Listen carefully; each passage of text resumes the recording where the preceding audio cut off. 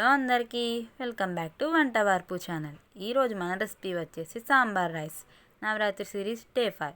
కుక్కర్లో కొంచెం ఆయిల్, ఆ తర్వాత ఆనియన్స్, పచ్చిమిర్చి బాగా వేగించాక బెండకాయ ముక్కలు, ఆ తర్వాత పసుపు వేసుకొని కొంచెం సేపు అయ్యాక వంకాయ ముక్కలు వేసుకొని మగ్గినాక తర్వాత టొమాటో ముక్కలు వేసుకొని అవి కూడా మగ్గిన తర్వాత వాష్ చేసుకున్న రైస్, కందిపప్పు వేసుకొని 1 కప్కి 2 కప్పులు వాటర్ వేసుకొని మూత పెట్టుకొని 8 to 9 విజిల్స్ వచ్చేంత వరకు ఉంచుకోవాలి.